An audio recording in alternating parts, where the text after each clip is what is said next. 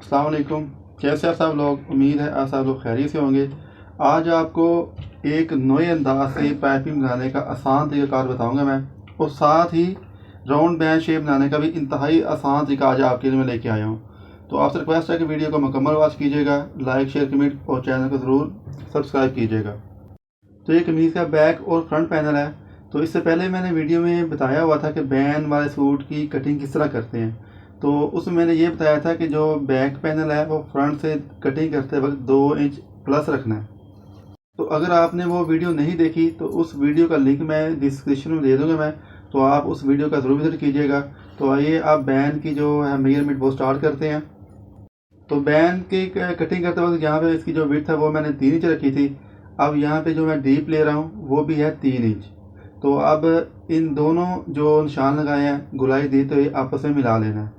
तो अब यहाँ पे मैं एक वी बनानी है, तो उसकी जो मैं यहाँ पे विड्थ ले रहा हूँ वो है 1.25 इंच। तो इसको खोलेंगे तो ये बन जाएगी 1.5 इंच। चौड़ाई का निशान लगाने के बाद फिर नीचे एक मैं 3 इंच का एक मज़ीद निशान लगाया। अब इन दोनों निशानों को आपस में मिला लेना है। तो अब जो गुलाई और जो वी की जो मार्किंग की हुई है अब इसकी कटिंग कर लेनी है।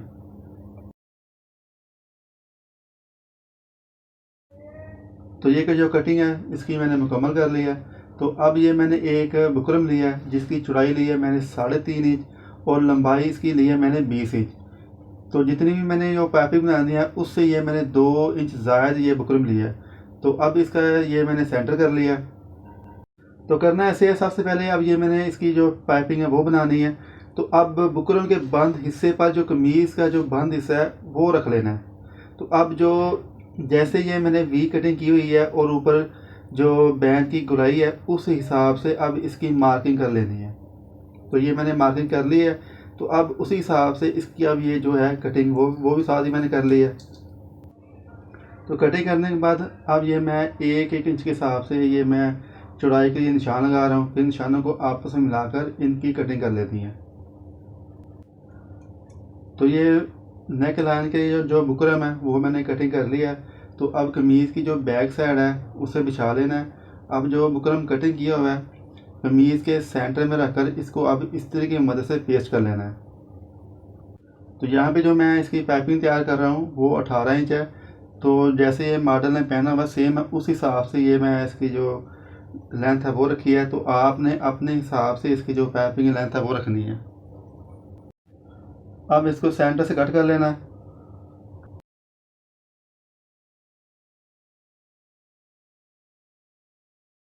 तो जब आखिर में पहुंचना है तो आखिर में बिल्कुल मामूली से तकरीबन 1.5 से 2 सूत्र तक उरेब शेप में छोटे छोटे कट के निशान लगा लेने हैं। जैसे कि अभी आपको ये मैं ज़रा करीब करके दिखाता हूँ। बिल्कुल मैंने छोटे छोटे कट के निशान लगा लिए हैं। तो सेम आपने भी यहाँ पे इसी तरह छोटे छोटे कट के जो है निशान वो लगा लेने हैं।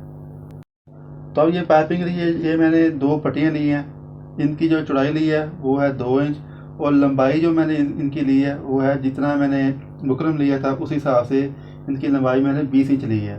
तो जो कपड़ा जो जो फैब्रिक लिया है ये स्ट्रेट फैब्रिक लिया मैंने, कोई ओरेब फैब्रिक मैंने नहीं लिया। तो अब इसकी पाइपिंग करनी है। तो जो कमीज़ का सीधा ऐसा वो मैंने नीचे कर लिया और उसके नीचे ये ब्लैक फैब्रिक है जो मैंने पाइपिंग लिया था वो रख लिया।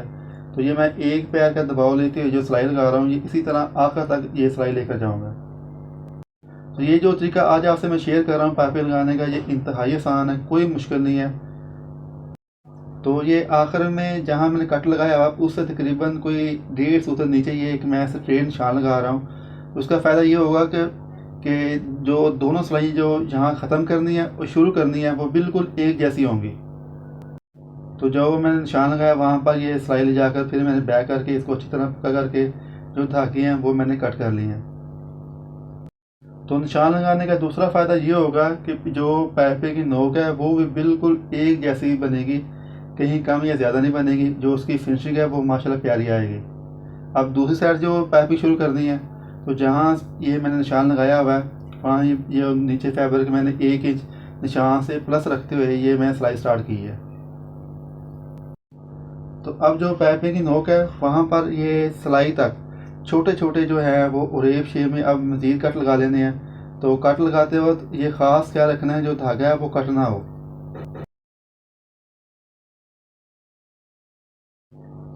तो अब जो फैब्रिक है उसे अंदर तरफ फोल्ड कर लेना है। आमतौर पर जब पैपिंग बनाते हैं तो उसके लिए ये क्रॉस फैब्रिक लेते हैं, लेकिन आज बजाय क्रॉस फैब्रिक के ये मैंने स्ट्रेट फैब्रिक लिया और उसके साथ इसकी जो पैपिंग बनाई है मैंने।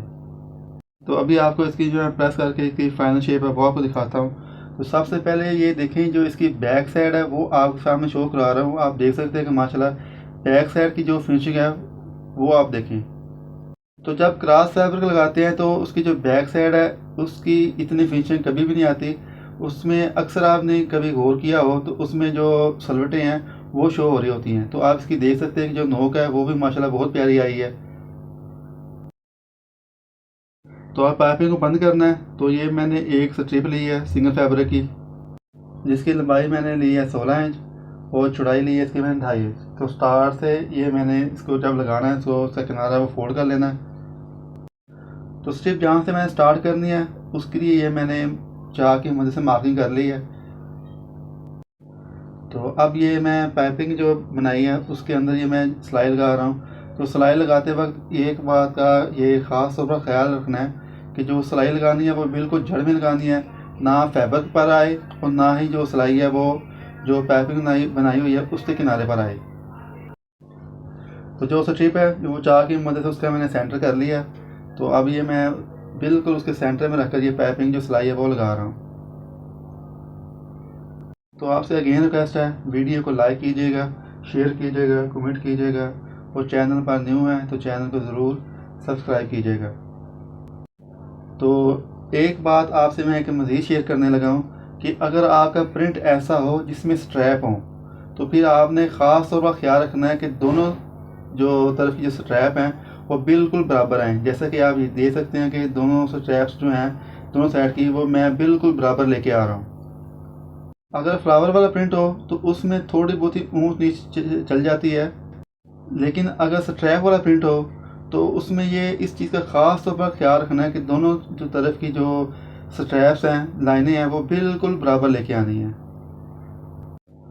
तो इसके साथ ही जो पाइपिंग की सिलाई है वो मुकम्मल हो चुकी है। तो अभी आपको इसका जो है रिव्यू वो आपको मैं करवाता हूँ। तो इस वीडियो का जो एक हिस्सा है वो मुकम्मल हो चुका है। तो आइए आप दूसरे हिस्से की तरफ चलते हैं। तो कमीज़ के जो फ्रंट और बैक पैनल के जो शोल्डर हैं वो मैंने जोड़ दिए हैं और साथ ही जो फिटिंग लाइन की सिलाइयाँ हैं वो भी मैंने मुकम्मल कर ली हैं। तो कमीज़ को मैंने उल्टा कर लिया। उल्टा करने के बाद ये सेंटर करते हुए अब बैक पैनल से बैक नेक की 1/2 इंच के हिसाब से ये मैंने गहराई ली, तो ये कटिंग करनी है। तो कटिंग करने के बाद ये आखिर में मैंने सेंटर कट का छोटा सा कट का निशान भी लगा लिया। तो अब जो नेक तैयार किया है अब उसकी पैमाइश कर लेनी है। तो यार ये जो मैंने नेक की चौड़ाई और जो मैंने नेक की डीप ली है ये मीडियम साइज़ का बैंड मैं बना रहा हूँ। अगर आपने लार्ज साइज़ का बैंड बनाना हो फिर आपने जो उसकी जो चौड़ाई है और जो डीप है वो 1/2 इंच या 1/4 इंच ज़्यादा लेनी है। तो ये मैंने बुकरम लिया जिसकी चौड़ाई मैंने ली है 2.5 इंच। तो इसकी लंबाई ली है मैंने 16 इंच। तो इसको मैंने सेंटर से फोल्ड करके ये मैंने सिलाइयाँ लगा ली हैं।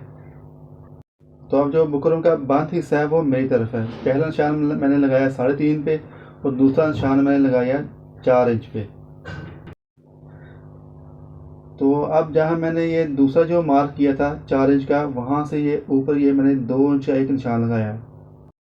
तो जो 2 इंच का निशान लगाया वहाँ से लेके जो पहला निशान लगाया वहाँ तक गुलाई देनी है। तो इससे पहले भी मैंने 3 से 4 वीडियो जो है वो बैंड वाली मैंने आपसे शेयर की हुई है। तो आज आपसे जो मैं बैंड की ये जो पैमाइश शेयर कर रहा हूँ ये उन सब से मुख्तलिफ है। तो यहाँ पे जो मैं बैंड की जो चौड़ाई ले रहा हूँ वो है 1/4 इंच। तो आप अपने हिसाब से बैंड की जो चौड़ाई है वो ले सकते हैं।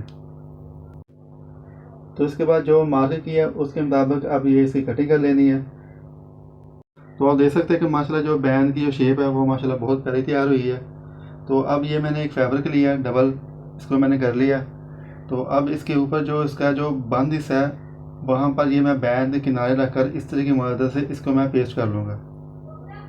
बुकरम को जोड़ने के बाद अब जो फालतू फैब्रिक है 1/2 इंच फैब्रिक रखते हुए जो फालतू फैब्रिक है वो कट कर लेना है।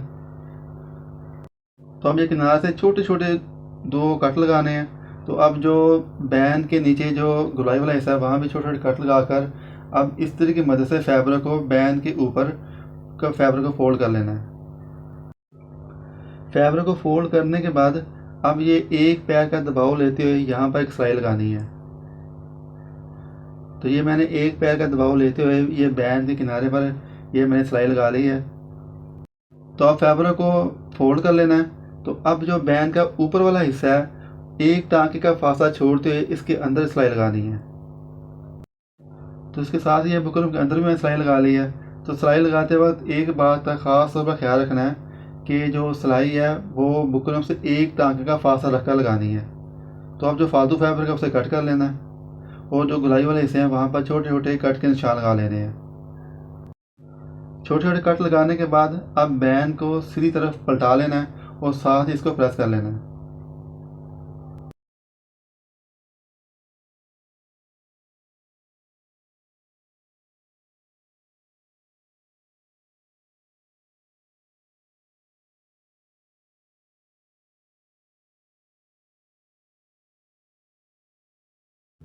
तो अच्छी तरह प्रेस करने के बाद अब जो फालतू फैब्रिक है उसे कट कर लेना है। ज़्यादा से ज़्यादा जो सिलाई के मार्जिन के लिए यहाँ पे फैब्रिक रखना है उसकी जो चौड़ाई है वो होनी चाहिए तकरीबन 3 सूत्र। तो ये बैन को फोल्ड करके इसे मैंने सेंटर कर लिया। तो बैन को सिलाई करने से पहले अब ये दोनों जो वी हैं उनको मैंने बराबर कर लिया और चाक की मदद से ये मैंने निशान लगा लिया ताकि जो बैन का जो दबाव है वो दोनों तरफ एक जैसा आए। तो बैन को लगाने का तरीका ये होता है कि जो बैन की जो राइट साइड होती है वहाँ से स्टार्ट करना है अंदर वाली साइड से। तो इसी तरह जो बुकरम का जो फैब्रिक है किनारा है वो बैन का जो फैब्रिक किनारा है बिल्कुल बराबर कर लेने हैं, स्टार्ट से भी और साइड से भी। और जो सिलाई है वो बिल्कुल जड़ में रखकर लगानी है। इसी तरह बुकरम के साथ साथ ये सुई जो नीडल है वो चलाते जाना है। तो सिलाई लगाते वक्त ये ख़ास तौर पर ख्याल रखना है कि जो नीडल है वो बैन के ऊपर ना आए। तो अभी आप देख सकते हैं कि माशाल्लाह जो कमीज़ का सेंटर और जो बैन का सेंटर है वो बिल्कुल बराबर आए हैं। अभी आपको इसकी मैंने मैच करके दिखाई है। तो दूसरी बात का एक और ख़ास ख्याल रखना है कि ये बैन लगाते वक्त आपने जो नीचे वाला फैब्रिक है वो बिल्कुल नरम हाथ से लगाना है, ना उसे लूज रखना है और ना ही उसे खींचना है। अगर आप बैन को जो है वो खींच कर लगाएंगे तो फिर आपके बैन में जो है सलवटें वो आना शुरू हो जाएंगी। तो आपसे अगेन रिक्वेस्ट है कि वीडियो को लाइक कीजिएगा, शेयर कीजिएगा, कमेंट कीजिएगा और चैनल पर न्यू है तो चैनल को ज़रूर सब्सक्राइब कीजिएगा।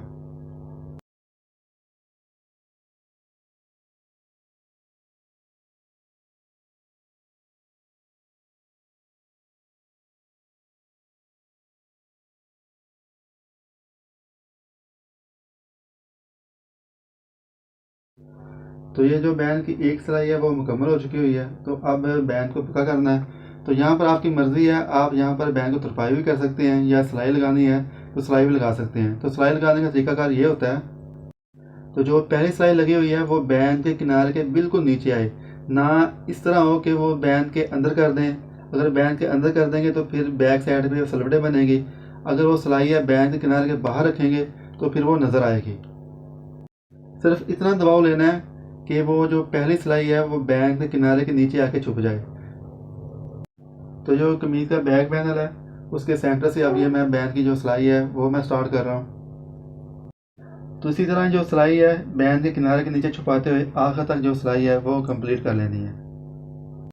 तो आज ये मैं चौथी वीडियो अपलोड कर रहा हूँ। इससे पहले मैंने अपने चैनल पर बैन बनाने की 3 वीडियोस मुख्तलिफ तरीक़ों से अपलोड की हुई है।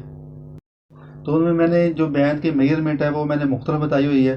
तो आज ये मैं अपने चैनल पर ये बैन की चौथी वीडियो अपलोड कर रहा हूँ और आज वाली वीडियो उन 3 वीडियो से बिल्कुल मुख्तलिफ है।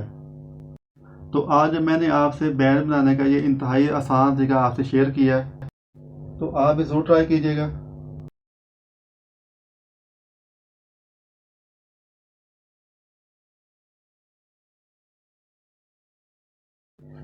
तो उसके साथ ही जो बैन की सिलाई है वो मुकम्मल हो चुकी है और मुझे उम्मीद है आपको ये वीडियो पसंद आएगी। वीडियो पसंद आए तो लाइक कीजिएगा, शेयर कीजिएगा, कमेंट कीजिएगा और चैनल को ज़रूर सब्सक्राइब कीजिएगा। अल्लाह हाफिज़।